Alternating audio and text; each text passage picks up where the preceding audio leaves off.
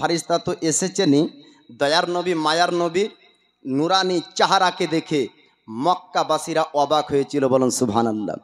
মক্কাবাসীরা তারা আপনার বলেছিল আমিনার গর্ভে থেকে পৃথিবীতে একজন মানবের জন্ম হয়েছে, কুরাইশ বংশে একজন মানুষ এসেছে, এমন সুন্দর চেহারা আজ পর্যন্ত মক্কায় আমরা কোনোদিন দেখিনি। সর্দারদের পুত্র হয়েছে, কোন ধনীর সর্দারের বাচ্চা এমন সুন্দর চেহারা পাইনি। মক্কার জমিনে কত মানুষ জন্মগ্রহণ করেছে, এমন সুন্দর চেহারা কেউ পাইনি। মুলকে মদিনা না, সারা পৃথিবীর মধ্যে আল্লাহ পাক আল্লাহ তাআলা আমার নবীর মতন সুন্দর চেহারা কোনো মানব জাতিকে দেয়নি। জোরে বলুন সুবহানাল্লাহ। মক্কাবাসীরা রেশনের দোকানে যেমন ভিড় হয়, আমিনার ঘর আপনার ভিড় করলো। এক নয় দুই নয়, হাজার হাজার মানুষ আসার পরে বলেছিল আমিনা তোমার পুত্র মোহাম্মদকে একটু আমাদেরকে দেখিয়ে দাও, এমন সুন্দর চেহারার অধিকারী মানব আমরা দেখিনি। ওই জায়গাতে একজন রমণী আপনার খবর পেয়ে ছুটতে লাগলো, তার নাম আপনার সোয়াইবা। সোয়াইবা আসার পরে বলল আমিনা তোমার পুত্র মোহাম্মদের প্রশংসা আমরা প্রত্যেকটা জায়গায় শুনছি, অলিতে গলিতে আজকে একটি আলোচনা শোনা যায় যে মোহাম্মদের মতন চেহারার অধিকারী দ্বিতীয় মানব আজ মক্কার জমিনে আর দ্বিতীয় নয়। ওগো আমিনা তোমার পুত্রকে একটু দেখিয়ে দাও, আমি তোমার পুত্র মোহাম্মদকে একটু দেখতে চাই। আল্লাহ নবী হাবিবুল্লাহকে আল্লাহ পাক আল্লাহ তাআলা এমন চেহারা দান করেছেন, পৃথিবীর কোন মানুষের সঙ্গে আমার রাসূলুল্লাহর চেহারার মিল হবে না। জোরে বলো। আদম পয়গম্বর থেকে যতজন নবী পৃথিবীর বুকে এসেছেন, আল্লাহ পাক আল্লাহ তাআলা প্রত্যেক নবীকে আপনার নূর দান করেছেন। প্রত্যেকজন নবীকে আল্লাহ পাক উত্তম চেহারার অধিকার আপনার উত্তম চেহারা দিয়েছেন। সাধারণ মানুষের সঙ্গে কোনো যুগের আপনার নবীর চেহারার তুলনা হয় না। যখন ইউসুফ নবীকে আল্লাহ পাক আল্লাহ তাআলা পৃথিবীতে দিয়েছিলেন, ইউসুফ নবীর মতন চেহারার ব্যক্তি আর আপনার মিশরের জমিনে ছিল না। মুসা নবীকে আল্লাহ পাক যখন পাঠিয়েছেন, মুসা নবীর মতন চেহারার অধিকারী দ্বিতীয় মানুষ পৃথিবীর বুকে আপনার ছিল না। নূহ পয়গম্বরকে আল্লাহ পাক পৃথিবীতে পাঠিয়েছেন, নূহ পয়গম্বরের যুগে নূহ পয়গম্বরের মতন সুন্দর চেহারার অধিকারী আর কেউ ছিল না। তেমনি আমার রাসূলুল্লাহকে আল্লাহ পাক এমন চেহারা দান করেছেন, মক্কাবাসীরা সবাই অবাক। জোরে বলো। মক্কাবাসীরা বলে আমিনা আমরা তো অনেক ঘরের বাচ্চার জন্ম হয়তো দেখতে যাই, কিন্তু তোমার পুত্র মোহাম্মদের মতন চেহারা আজ পর্যন্ত কোনো বাচ্চার মধ্যে দেখিনি। জোরে বলুন সুবহানাল্লাহ। এবার সোয়াইবা যাওয়ার পরে বলল আমিনা একটু তোমার পুত্র দেখিয়ে দাও, আমি তোমার পুত্রকে দেখব। এবার হযরত আমিনার কাছে সোয়াইবা আপনার চেহারা দেখতে লাগলেন। দেখার পরে বললেন আমিনা তোমার পুত্র মোহাম্মদকে আমি একটু নিতে চাই, আমাকে একটু তোমার পুত্রকে দিয়ে দাও। আমার রাসূলুল্লাহকে হযরত সোয়াইবা আপনার নেওয়ার পরে বললেন ওগো আমিনা আমি তো মা হতে পারিনি এমন সুন্দর বাচ্চার, তবে একবার আমি দুধ পান করাতে চাই, যদি তুমি অনুমতি দাও আমি একবার তাকে দুধ পান করাবো, আমি দুধ মা হতে চাই। ওগো আমিনা তুমি আমাকে অনুমতি দিবা কিনা একটু তুমি জানিয়ে দাও। রাসূলুল্লাহর মা আমিনা বললেন সোয়াইবা তোমার মনের যদি তামান্না থাকে, তোমার মনের যদি ইচ্ছা থাকে, আমি তোমায় বারণ করব না, তুমি আমার পুত্র মোহাম্মদকে দুধ পান করাতে পারো। আমার রাসূল হাবিবুল্লাহ আল্লাহর পয়গম্বর পৃথিবীর জমিনে সর্বপ্রথম যার দুধ পান করেছেন অন্য কেউ না, তিনি হচ্ছেন হযরত সোয়াইবা। জোরে বলুন। সোয়াইবার দুধ পান করলেন। এবার সোয়াইবা আনন্দই আত্মহারা, আজকে উত্তম চেহারার মানবকে দুধ পান করাতে পেরেছি। এবার সোয়াইবা ছুটতে লাগলো, যেতে যেতে আবু লাহাবকে ডাক দেয় ওগো আবু লাহাব আপনি একটু আসুন আপনার ভাতিজা হয়েছে সুন্দর চেহারার অধিকারী একজন বাচ্চা। আজ পর্যন্ত সোয়াইবা মক্কার জমিনে এমন সুন্দর বাচ্চার চেহারা দেখেনি, জোরে বলুন সুবহানাল্লাহ। আবু লাহাব ডাক দিয়ে বলল, সয়বা এমন আনন্দর খবর শোনাস, আজকে বল কি আনন্দর খবর বলবি? বলে আপনার ভাতিজা আব্দুল্লাহর বেটা হয়েছে, নাম তারা মোহাম্মদ। আজকে আমিনার ঘরে সবাই ভিড় করেছে আপনার ভাতিজার চেহারাকে দেখার জন্য। সয়বার কথা শুনে আবু লাহাব বলল, সয়বা রে, আজ শোন এত আনন্দর খবর আমাকে দিয়েছিস, আমার বাড়িতে তোকে বান্দির কাজ করতে হবে না। আঙ্গুলে শাহাদাতের ইশারা করে আবু লাহাব বলল, সয়বা আমি তোকে আজাদ করে দিলাম, আমার বাড়িতে তোকে কাজ করতে হবে না। আরবে একটা নিয়ম ছিল বাবা, যে 2 বছর 3 বছরের জন্য কন্ট্রাক্ট করে নিত, আর ওই 2 বছর 3 বছর ও মালিকের বিনা অনুমতিতে অন্যর বাড়িতে কাজ করতে পারতো না। এবার সয়বা আপনার গরিব রমণী, গরিব আপনার মহিলা বান্দির কাজ করত, বাড়িতে আপনার চাকরের কাজ করত। সয়বাকে বলা হলো, আবু লাহাব বলল, সয়বা আমার বাড়িতে অনেকদিন কাজ করেছিস, আমার বাড়িতে তুই বান্দির কাজ করেছিস, আনন্দর খবর শোনানোর জন্য আমি তোকে আজ থেকে আজাদ করে দিলাম, মুক্তি করে দিলাম, আমার বাড়িতে তোকে আর কাজ করতে হবে না। যেই আঙ্গুলে শাহাদাতের ইশারা করেছিল আমার আল্লাহ পাক আল্লাহ তাআলা তেনার হাবিবের জন্মের খুশিতে আবু লাহাব আঙ্গুলের দ্বারাতে একটা বান্দিকে আজাদ করলো, তার জন্য আল্লাহ পাক খুশি হয়ে আপনার কবরে আবু লাহাবের কবরে আযাব হয়। হাদিস শরীফের মধ্যে আছে ওই আঙ্গুলে শাহাদাতে আযাব হয় না। আবু লাহাব হলো জাহান্নামী। আবু লাহাব কে? জাহান্নামী, অমুসলিম, মুসলমান ছিল না, কাফির, নবীর উপর ঈমান আনেনি, জাহান্নামে জ্বলবে, এখনো কবরে আযাব হচ্ছে। কিন্তু আমার আল্লাহ পাক আল্লাহ তাআলা ও আঙ্গুলে আযাব দিবে না যে আঙ্গুলে দয়ার নবী মায়ার নবীর ভূমিষ্ঠ জন্মের খুশিতে একজন বান্দিকে ইশারা করে আজাদ করেছিল। জোরে বলুন সুবহানাল্লাহ। জি বাপ, তো দয়ার নবী মায়ার নবীর ইশক মহাব্বতে যদি আমরা দরুদে পাক পড়ি, তাহলে আজ দুনিয়াতে যে দরুদ পড়লো দয়ার নবী মায়ার নবীর সঙ্গে তার হাসরে সাক্ষাৎ হবে। জোরে বলুন সুবহানাল্লাহ। নবীওয়ালা দুনিয়াতে হন, নবীর শাফাআত কিয়ামতে পাবেন। নবীর সঙ্গে মহাব্বত করেন, কিয়ামতে আপনার নবীকে পাবেন। আল্লাহ নবী হাবিবুল্লাহ আপনার কথা জন্মের খবর শুনে সয়বা একটা খবর দিল, আল্লাহ পাক আল্লাহ তাআলা বড় কাফের আবু লাহাব ও কাফেরের আপনার আঙ্গুলে আযাব হবে না, কবর আপনার আযাব হয় না। এমনকি হাদিস শরীফের মধ্যে আছে আবু লাহাব যখন মারা গেল তার পরিবার স্বপ্ন যোগে দেখে, আবু লাহাবকে স্বপ্ন দেখতে পায়, আবু লাহাবকে জিজ্ঞাসা করে আপনি মরে যাবার পরে কবর আপনার কেমন যাচ্ছে দিনকাল বলুন। এবার আবু লাহাব বলে আমি মুহাম্মদের কালমা বিশ্বাস করিনি, আমার ভাগ্যে নসিবে কোনোটা ভালো হয়নি, তবে একটা আঙ্গুল দ্বারাতে আমি সয়বাকে আজাদ করেছিলাম, মুক্তি করেছিলাম। আঙ্গুলটা যখন চষি আমি ওই আঙ্গুলে শরবত পাই এবং আমার আঙ্গুলে আযাব হয় না। জোরে বলুন সুবহানাল্লাহ। হাদিস শরীফের মধ্যে আপনার আবু লাহাবের আঙ্গুলের কথা আপনার বলা হয়েছে। এবার সয়বা আপনার খুশির সংবাদ দিয়ে দিলেন, পুরো মক্কাবাসীরা খুশির সংবাদ শুনল। মক্কার একটা রেওয়াজ ছিল বাবা, পল্লী গ্রাম দেহাতি থেকে রমণীরা তারা শহর যেত, আর শহরের বাচ্চাদেরকে নিয়ে তারা দুধ পান করাতো, আর দুধ পান করানোর জন্য ইনাম পুরস্কার তারা পেত। এবার আমার রাসূলুল্লাহর দুধ মারা হালিমার কথা আপনার শুনবেন বাবা। আল্লাহ পাক আল্লাহ তাআলা কোরআনে আপনার বলেছেন, হাবিব আপনাকে পৃথিবীর জমিনে আপনাকে সাধারণ মানুষ করে পাঠাইনি, আমি আল্লাহ আপনাকে রহমতের নবী বানিয়েছি, আপনাকে রহমতের পয়গম্বর করে রাহমাতাল লিল আলামিন করে আপনাকে পৃথিবীর জমিনে দিয়েছি। আল্লাহ পাকের পবিত্র কোরআনের আয়াতের আপনার তরজমা হলো এই যে আল্লাহ রহমতের নবী করে দুনিয়াতে নবী দিয়েছেন।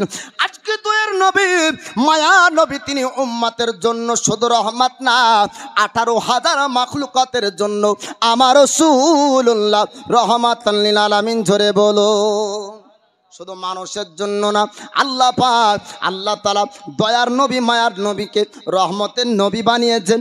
আমার নবী পাকের এবার দুধমা হালিমার ঘরে আপনার কথা শুনবে। আমার রাসূলুল্লাহ হালিমার ঘরে গিয়েছে, হালিমার ঘরে গরিবি দূর করার জন্য, হালিমার ঘরে আপনার বরকত আনার জন্য, হালিমার ঘরে আপনার রহমত আনার জন্য। আল্লাহর নবী হাবিবুল্লাহর দুধমা হালিমাতুস সাদিয়া তিনি আপনার খবর শুনলেন। মক্কাতে এই বছরে অনেক বাচ্চা জন্মগ্রহণ করেছে, এবার যদি মক্কাতে যায় তবে হয়তো ভালো ভালো বাচ্চা পাবো। তার জন্য বান্ধবীদেরকে সঙ্গের আপনার সাথীদেরকে বলল, ও বান্ধবীরা আজকে মক্কার শহর যেতে হবে। আমরা খবর পেয়েছি শহরে এবার এই বছরে অনেক বাচ্চা জন্মগ্রহণ করেছে। আমার রাসূলুল্লাহ মক্কা জমিনে যখন জন্মগ্রহণ করে ওই সময়তে অনেক আপনার পুত্র সন্তানের জন্ম হয়েছিল। এবার হালিমাতুস সাদিয়া বান্ধবীদেরকে বললেন, ও বান্ধবীরা চলো আমরা মক্কা শহরে যাব, বাচ্চাদেরকে আনবো, দুধপান করাবো। সঙ্গের সাথীরা তারা মক্কা শহরে আসবে। আমার রাসূল হাবিবের কাছে আপনার অনেক রমণী এসেছিল। আসার পরে বলে, আমিনা তোমারও নাকি পুত্র হয়েছে, নাম তার নাকি মোহাম্মদ, সুন্দর চেহারার খবর আমরা পল্লীগ্রাম থেকে শুনেছি। আমিনা তোমার পুত্রকে একটু দেখিয়ে দাও। এবার আমার রাসূলুল্লাহকে রমণীরা দেখলো, দেখার পরে বলে, ওগো আমিনা তোমার পুত্র চেহারা এত সুন্দর, আমরা কোনোদিন পৃথিবীতে এরকম বাচ্চা দেখিনি। জোরে বলুন সুবহানাল্লাহ। কিন্তু যখন খবর শুনলো আব্দুল্লাহ পৃথিবীর বুকে আপনার জিন্দা নাই, এই বাচ্চাটা পিতা হারা, আপনার বাচ্চার পিতা দুনিয়ার বুকে জীবিত নাই, তখনই তারা রমণীরা তারা বলল, আমিনা গো শোনো, আমরা বাচ্চাকে দুধ পান করাই, আমাদের মনে একটা আশা আছে, ইনাম পুরস্কার আমরা পাবো। তবে বাচ্চার তো পিতা নাই, ইনাম পুরস্কার কে বা দিবে? এই বাচ্চাকে আমরা দুধ পান করাবো না। রমণীরা তারা বাচ্চা রেখে চলে যায়। আমার রাসূলুল্লাহর মা হযরত আমিনার মন খারাপ, মনে আপনার দুঃখ করে। আল্লাহ পাক আল্লাহ তাআলা তিনার হাবিবের মার মন খারাপ হতে দেবেন না। জোরে বলুন সুবহানাল্লাহ। একা করে যত রমণী তারা আসে, এবার সবাই একই কথা বলে, সবাই চলে যায়, কেউ আমার রাসূলুল্লাহকে নিতে চান না। এবার ওই সময় হালিমাতুস সাদিয়া তিনি আসার পরে ওই সময় বললেন, আমিনা আমি কানে খবর শুনেছি তোমার বাচ্চা মোহাম্মদের জন্ম হয়েছে, একটু তাকে দেখিয়ে দাও, সুন্দর চেহারার অধিকারী নাকি, সুন্দর চেহারা পেয়েছে, একটু তোমার পুত্র মোহাম্মদকে দেখতে চাই। হালিমাতুস সাদিয়ার কথা শুনে আমার রাসূলুল্লাহর মা বললেন, হালিমা তুমি একটু শোনো, তুমি যদি আসল খবরটা তুমি জানতে পারো, তুমিও হয়তো আমার পুত্রকে নিতে চাইবে না। আমিনার কথা শোনার পরে হালিমাতুস সাদিয়া বললেন, ওরে আমিনা এমন কথা কেন বলো? তোমার পুত্রকে আমি কেন বালিব না? তোমার পুত্রর কি দোষ আছে? তোমার পুত্রর কি ত্রুটি আছে? হযরত আমিনা বললেন, না না আমার পুত্রর ত্রুটি নাই, আমার পুত্রর আমার ছেলের কোনো দোষ নাই, তবে তার পিতা পৃথিবীর জমিনে জিন্দা নাই, বেঁচে নাই। এর জন্য অনেক রমণীরা তারা আসার পরে আমার পুত্র মোহাম্মদকে তারা নিতে চাইনি।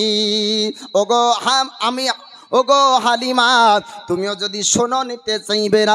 হালিমাতুস সাদিয়া বললেন, আমিনা তুমি চিন্তা করবে না, টেনশন করবে না, আমি হালিমা একবার মক্কার সুন্দর বাচ্চাকে আমি একবার দুই চোখে দেখতে চাই। এবার জোরে বলবেন না। 40 বছর পর্যন্ত এই হালিমা না, 40 বছর বয়স পর্যন্ত মক্কাতে নবীর দুশ্মন কেউ তৈরি হয়েছিল না। না আবু লাহাব বলেন, আবু জেহেল বলেন, আবু লাহাব, উদবা, সাইবা, উমাইয়া বিন খালব, যত কাফেরের নাম বলবেন, 40 বছর বয়স নবীর, তার আগে কেউ দুশ্মন ছিল না বাপ। 40 বছর বয়সের পরে দুশ্মন হয়েছে। আপনার হযরত আমিনার কথা শুনে হালিমাতুস সাদিয়া বলেন, ওরে আমিনা একবার তোমার পুত্রর চেহারাকে আমি দেখতে চাই, তোমার পুত্রর চেহারা আমি দেখব, তারপরে আমি নিব কি নিব না তার বিচার পরে হবে। হযরত আমিনাকে বললেন, একবার তোমার পুত্রের চেহারা দেখতে দাও। হযরত আমিনা রাসূলুল্লাহর চেহারাকে বের করলেন। হালিমাতুস সাদিয়া দুই চোখ ভরে আপনার দেখলেন, দেখার পরে বলে, ওরে আমিনা এমন সুন্দর চেহারার বাচ্চা আমি কোনোদিন জীবনে দেখিনি। জোরে বলুন সুবহানাল্লাহ। সবাই অবাক। হালিমাতুস সাদিয়া বলেন, আমিনা অনেক বাচ্চা এ হালিমা দুধ পান করিয়েছে, কিন্তু এমন সুন্দর বাচ্চা আমি কোনোদিন দেখিনি। বলেন জোরে বলুন সুবহানাল্লাহ। হালিমাতুস সাদিয়া আমার রাসূলুল্লাহকে নিলেন, নেওয়ার পরে স্তনের থেকে দুধ পান করালেন। হালিমাতুস সাদিয়া বলেন, আমিনা আমি বহু বাচ্চা দুধ পান করিয়েছি, অনেক বাচ্চা দুধ পান করিয়েছি, কিন্তু যখন মোহাম্মদ দুধ পান করলো আমার স্তনের মধ্যে বরকত চলে আসলো। জোরে বলুন সুবহানাল্লাহ। অনেককে আপনার জীবনী আলোচনায় কেতাবে ঘটনায় পাওয়া যায় বা পড়েছেন বা শুনেছেন যে অনেক রমণীরা এসেছিল, নবীকে কেউ নাইনি, চলে গিয়েছে, হালিমা পরে নিল। হাকিকাত বাস্তব হলো এই, অন্য রমণীরা নিতে চাইনি, এটা বাস্তব হাকিকাত নয়। হাকিকাত হলো আমার রসুল কারো কাছে যেতে চাইনি। জোরে বলবেন না সুবহানাল্লাহ। কেন? নবী যদি চাইতেন তো রমণীরা নিত। কেন? নবী আমার চেয়েছেন তো বাঁঝা বকরিতে দুধ দিয়েছে। নবী আমার চেয়েছেন তো আপনার বনের হরিণ এসে তাজিম করেছে। নবী আমার চেয়েছেন গাছের পাতা পর্যন্ত সাড়া দিয়েছে। নবী আমার চেয়েছেন তো শুকনো লাকড়ি দুরুদ পড়েছে। জোরে বলুন সুবহানাল্লাহ। নবী চেয়েছেন তো ডুবা সূর্য উঠে আসরের ওয়াক্তে এসেছে। তো নবী চাইলে ও রমণী দুধ দিত না? নবী চাইনি তাই রমণী দেয়নি। নবী চেয়েছেন হালিমার ঘরে যাব আর তার গরিবীকে দূর করব। জোরে বলুন সুবহানাল্লাহ। নবী আমার গরিবের দরদি নবী। জোরে বলবেন না? উম্মতের দরদি নবী। আমরা উম্মত হয়ে নবীকে অতটা ভালোবাসতে পারিনি যতটা আমার নবী আমাদেরকে ভালোবেসেছেন। একবার জোরে বলুন সুবহানাল্লাহ। জি বাপ, হালিমাতুস সাদিয়া তিনি এবার রাসূলুল্লাহকে দুধ পান করালেন। আমিনাকে বললেন, আমিনা তোমার এ পুত্র আমি কিছুর বিনিময়ে মক্কায় রাখবো না, আমার ঘরে নিয়ে যাব। বলুন সুবহানাল্লাহ। আল্লাহ নবী হাবিবুল্লাহ আপনার চেহারাকে দেখার পরে এবার হযরত হালিমা বললেন, আমিনা তোমার পুত্রকে আমি আমার ঘর নিয়ে যাব, আর আমি মক্কাতে রাখবো না, আর মক্কা শহরে তোমার পুত্র থাকবে না। আমিনা একটু অনুমতি দিয়ে দাও। হযরত আমিনা বললেন, ও হালিমা তুমি যদি নিয়ে যেতে চাও আমি তোমাকে বারণ করব না, তবে একটা কথা শুনতে হবে, তুমি ইনাম পুরস্কারের চিন্তা করবে না। পিতাহারা সন্তান হলেও আমি আমিনা তোমাকে কথা দিলাম, দুধ পান করানোর ইনাম পুরস্কার আমি তোমাকে দিব। হালিমাতুস সাদিয়া বললেন, একটু আমিনা দাঁড়িয়ে যাও, আমার স্বামীকে জিজ্ঞাসা করব। এবার স্বামীকে বললেন, স্বামী আপনি একটু বলুন আমি এই মোহাম্মদকে নিয়ে যাব কিনা, আপনার অনুমতি ছাড়া নেওয়া যাবে না। স্বামী বললেন, হালিমা তুমি চিন্তা করো না, টেনশন করো না, এই বাচ্চাকে যদি তুমি নিয়ে যেতে চাও তবে তুমি নিয়ে যাবে, আমি তোমাকে বারণ করব না। এবার হালিমাতুস সাদিয়া বললেন, ওগো আমার স্বামী যান, এবার পুত্রকে নিয়ে আমরা চলবো। এবার পুত্রকে আপনার মোহাম্মদকে আপনার সবারই উপর চাপানো হলো। আল্লাহ নবী হাবিবুল্লাহকে সরে উপর চাপায়। আপনার যখন সবারই ওপরে চাপানো হলো, গাধার ওপর চাপানো হলো অথবা আপনার ঘোড়ার ওপর চাপানো হলো, হালিমাতুস সাদিয়া এবার লাগাম ধরে আপনার চলতে শুরু করে। আল্লাহ পাক আল্লাহ তাআলা সবারই গতি বাড়িয়ে দেয়। জোরে বলুন সুবহানাল্লাহ। সঙ্গের সাথীরা বান্ধবীরা বলেছিল, ওরে হালিমা মক্কা শহরে তুমি কি নতুন সওয়ারি কিনেছো, নতুন কি তুমি গাড়ি কিনলে? হালিমাতুস সাদিয়া বলেছিলেন, না না আমি মক্কা শহরে নতুন কোনো সওয়ারি কিনিনি, নতুন গাড়ি কিনিনি, তবে গাড়ির এত তেজ কেন হয়ে যায়, ইঞ্জিনের এত ক্ষমতা কোথায় থেকে আসলো, এত দ্রুত গতিতে? তোমার দুর্বল ওট নিত চলতে পারে না, তোমার দুর্বল সওয়ারি চলতে পারে না, তোমার দুর্বল উটনি কেমন করে যায়? হালিমাতুস সাদিয়া তিনি তখন বললেন, ও সঙ্গের সাথীরা বান্ধবীরা, আমার উটনির মধ্যে কখন তেজ আসলো তোমরা কি শুনতে চাও? আমার উটনির ক্ষমতা সম্পর্কে তোমরা কি জানতে চাও? সঙ্গের সাথী বান্ধবীরা বলল, হালিমা একটু তুমি শুনিয়ে দাও। হালিমাতুস সাদিয়া বলে, আমি যখন মোহাম্মদকে দুধ পান করালাম আমার স্তনের মধ্যে বরকত আসলো, আমি যখন মোহাম্মদকে আমার উটনির উপর চাপালাম আমার উটনির মধ্যে শক্তি আসলো। জোরে বলুন সুবহানাল্লাহ। পৃথিবীর যত প্রকারের গাড়ি দেখবেন বাবা, যদি আপনার বোঝা বেশি চাপানো হয় তার আপনার ক্ষমতা কমে যাবে। হালিমার আপনার স্বামী আসছেন দুর্বল উটনি, তার আপনার শক্তি কম ছিল। আমার রাসূলুল্লাহকে চাপানোর পর ওই উটনির মধ্যে তেল চলে আসে। জোরে বলুন। কারণ নবীর ওজন উটনি বুঝে না, কারণ দয়ার নবী তো নূর আলা নূর। জোরে বলুন সুবহানাল্লাহ। এ তো উটনি ওজন কি বুঝবে। হযরত আমিনা আপনার তিনি বলেছেন, আমার গর্ভে যখন মুহাম্মদ ছিল আমি ওজন যন্ত্রণা পর্যন্ত বুঝতে পারতাম না, আমার বেদনাও হতো না। জোরে বলুন। কোনো ওজনও বোঝা যায় না, যন্ত্রণাও হয় না, বেদনাও হয় না, পেটটা আপনার উঁচুও হয়নি। জোরে বলুন সুবহানাল্লাহ। হালিমা তো সানিয়া বললেন, ও বান্ধবীরা, ও গো সঙ্গের সাথীরা, তোমরা কি জানতে চাও এই উটনির মধ্যে ক্ষমতা আসলো কোথায় থেকে? উটনির মধ্যে ক্ষমতা এসেছে আমার জন্য না, আমার স্বামীর জন্য না। উটনির মধ্যে ক্ষমতা এসেছে আমার পুত্র মুহাম্মাদের জন্য, আমার দুধ বেটা মুহাম্মাদের জন্য। উটনির মধ্যে আল্লাহ পাক, আল্লাহ তাআলা আপনার ক্ষমতা বানিয়ে দিয়েছেন। আমার রাসূলুল্লাহ হাবিবুল্লাহ আল্লাহর পয়গম্বর এবার হালিমাতুস সাদিয়ার ঘরে আপনার চললেন। গরিবীকে আপনার দূর করবে, হালিমার ঘরে বরকত আসবে, হালিমার ঘরে আপনার রহমত হবে। হালিমাতুস সাদিয়ার ঘরে যাওয়ার পরে আমার রাসূলকে, আল্লাহর নবীকে হালিমাতুস সাদিয়া এবার দুধ পান করান। এক স্তনের দুধ পান করেন বাবা, অপর স্তনের দুধ পান করেন না। অবাক হয়ে গেলেন হালিমা, এবার কি ব্যাপার? আজ পর্যন্ত আমি যত বাচ্চাকে দুধ পান করালাম তারা তো দুটো স্তনের দুধ পান করত, আমার পুত্র দুই স্তনের দুধ পান করত, কিন্তু মুহাম্মদ এক স্তনের দুধ পান করে আর এক স্তনের দুধ পান করে না। কারণ তো আপনার হালিমা বুঝতে পারে না, আমার আল্লাহ পাক আল্লাহ তাআলা পৃথিবীর জমিনে তিনার পয়গম্বর পাঠিয়েছেন হকের শিক্ষা দেওয়ার জন্য।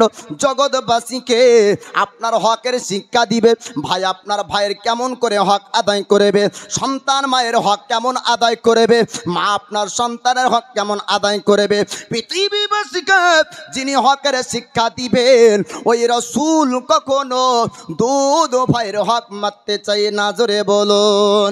হালিমাতুস সাদিয়া তিনি অবাক হয়ে গেলেন। এবার আপনার কবিরাজের কাছে যাই, কবিরাজ মহাশয় আপনি একটু ভালো করে দেখুন আমার স্তনের মধ্যে কি কোনো রোগ হয়েছে, আমার স্তনে কি কোনো অসুখ হয়েছে।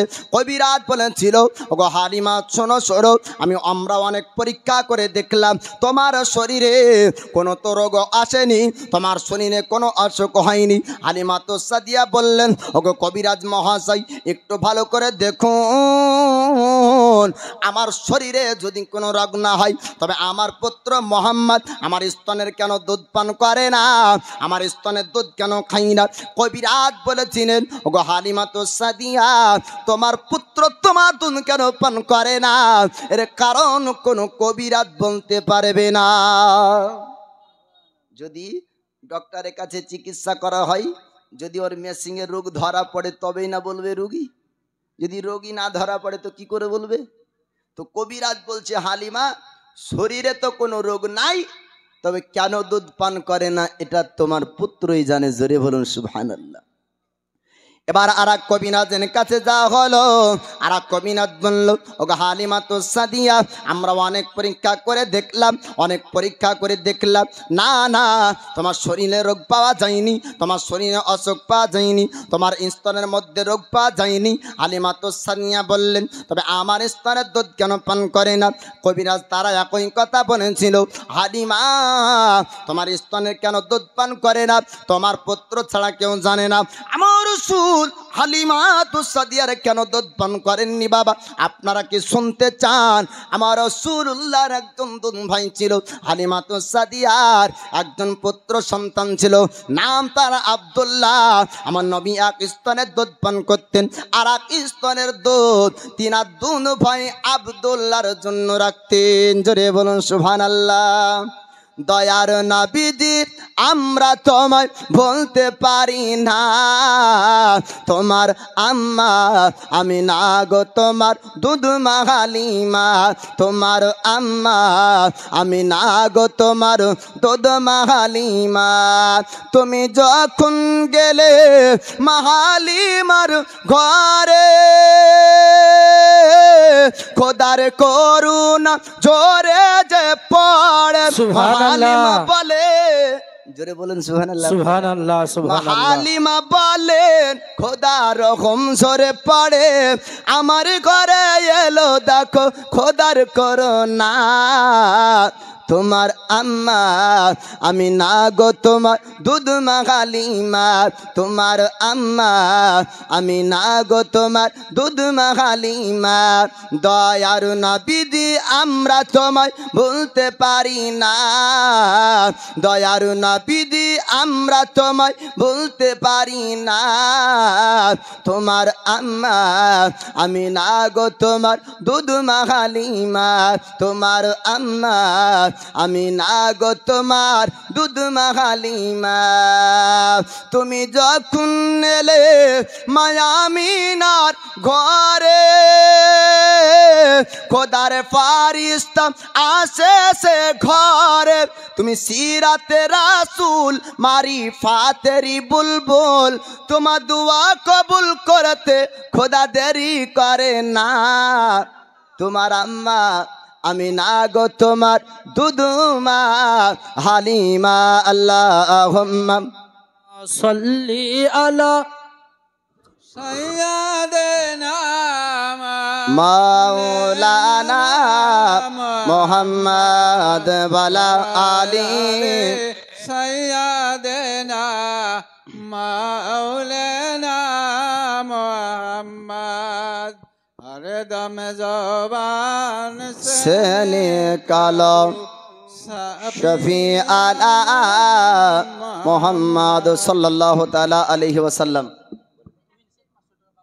সুবহানাল্লাহ। তুহিন শেখ 500 টাকা এই জালসার জন্য, তাইলে নারায়ে তাকবীর, আর একটু জোরে নারায়ে তাকবীর, নারায়ে রিসালাত। আপনারা বলছেন যে মৌলবীরা যখন যখন তাকবীর চাহে তখন তখনই পায়। যখন দেখবেন মৌলবীরা বলে যে বলেন সুবহানাল্লাহ, তো তখন শ্রোতারা বলে যে সুবহানাল্লাহ, মানে হচ্ছে মৌলবীরা সুবহানাল্লাহ চাই আর তখনই পায়। সুবহানাল্লাহ বললে মৌলবীর ফায়দা না আপনার ফায়দা? বলে কেন? একবার সুবহানাল্লাহ বললে আসমান জমিনের খালি জায়গা নেকিতে ভরপুর হয়। জোরে বলবেন না সুবহানাল্লাহ? একবার নারায়ে তাকবীরের উত্তর আল্লাহু আকবার বলবেন 80টি নেকি পাবেন। কটা নেকি? 80টি নেকি। আমার দয়ার নবীকে সাহাবী বলছেন হুজুর কাফিরদের সংখ্যা এত, যুদ্ধ কেমন করে জয় হবে? আমরা সংখ্যায় কম। নবী বলছেন খেজুরের ডাল ভাঙো আর হাতে ধরো একখান করে। বলছে তাদের হাতে বল্লম তীর ধনু, আমাদের হাতে কিছু নাই, আবার সংখ্যায়ও কম। নবী বলছেন খেজুরের একখান করে ডাল ভাঙো আর তকবীর দাও। পাহাড়ের আড়াল থেকে তকবীরের ধ্বনি শুনে কাফেররা পালিয়েছিল। জোরে বলবেন না সুবহানাল্লাহ? আপনাদের তকবীর শুনলে শয়তান বলবে যে ভালোই লাগছে, তোরা ভুল, অসুবিধা নাই।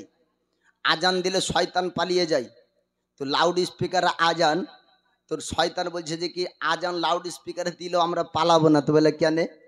যে মানুষ আমাদেরকে খুব ভালোবাসে, ওরা নিজেই টানে।